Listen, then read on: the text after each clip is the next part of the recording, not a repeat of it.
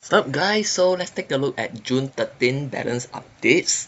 Alright, we have quite a lot of I have quite a few things to say about this update. Overall, I would say that I'm pretty okay with it. Alright, so let's take a look at the first update. The first change, of course, okay, hang on, let me zoom it in. Okay, Professor X. So we go from 5.1 to 5.2. However, moving allows for cards to be added into this lane.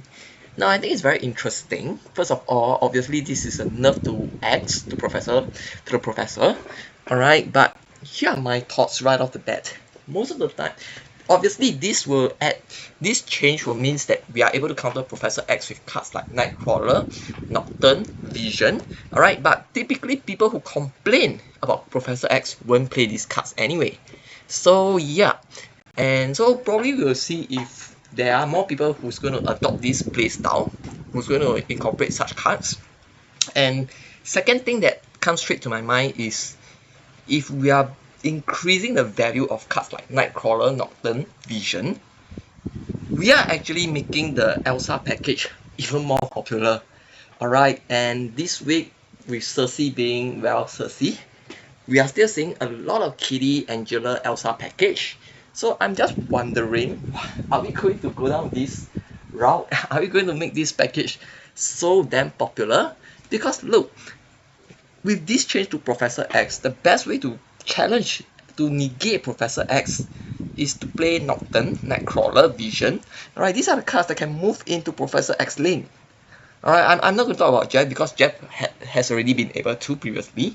Okay, so my question is, it's just going to make Elsa package even more popular, and I am not so sure whether that is a good thing, right? I'm not so sure about that. Second change is Cannonball, 5.8 to 5.7. Honestly, I don't think this is a very big deal. Alright, the final sentence, if this hits Cannonball too hard, I don't think it will hit Cannonball at all. I'm just looking at this at Cannonball alone as a standalone card. Okay, because obviously with the change to Professor X, the entire Cannonball Professor X package has been hit pretty hard, right? But nerfing it by just 1 point doesn't make a big difference. It's like telling me, oh, Sanctuary is no longer 3 power, it's 2 power. Does it matter? Not really, because when you are removing the highest power card on the other side, 8 to 7, no big deal. Alright, 8 or 7, yeah, it's no big deal. Now the next one is a nerf to Hela. Okay, so resurrected cards have -2 power. Okay, so this kind of makes sense, alright, because the card that Hela resurrects, you know, coming from the dead, they're pretty well, they came back from the dead, maybe they are not as strong anymore, they get a -2 power. Now my question is, does this -2 power actually make a huge difference?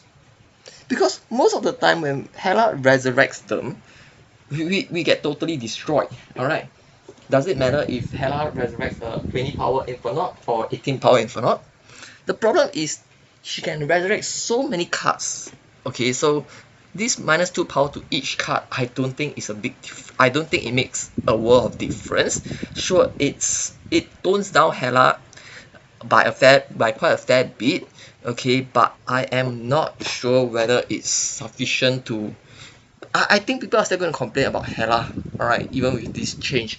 Alright, because you think about it, on turn 6, while you are putting your own play, Hela smacks down, alright, and resurrects, let's say just 4 cards, okay, Magneto, Infernaut, Giganto, and maybe Death. That is a lot of power regardless of that -2 power or not. Alright, if we look at other things, maybe Black Cat, things like that, there's still a lot of power being thrown out there. Alright, so I am not sure if this nerf will be good enough. Alright, but I think it's a step in the correct direction. Alright, the next one is Ebony Blade no longer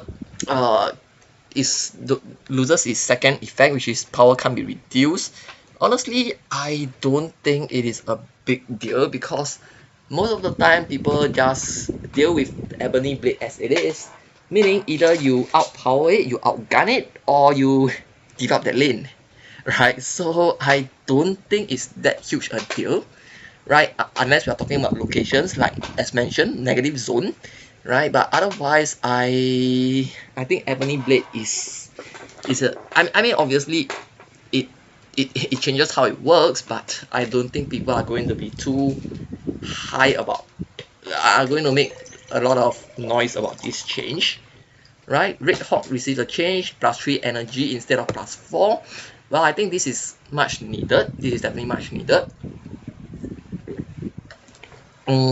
Yeah, because Red Hawk's Red Hawk's ability to get really huge is insane. Alright, I mean I've seen plenty of Red Hawks slashing down just for like 17 power, 21 power.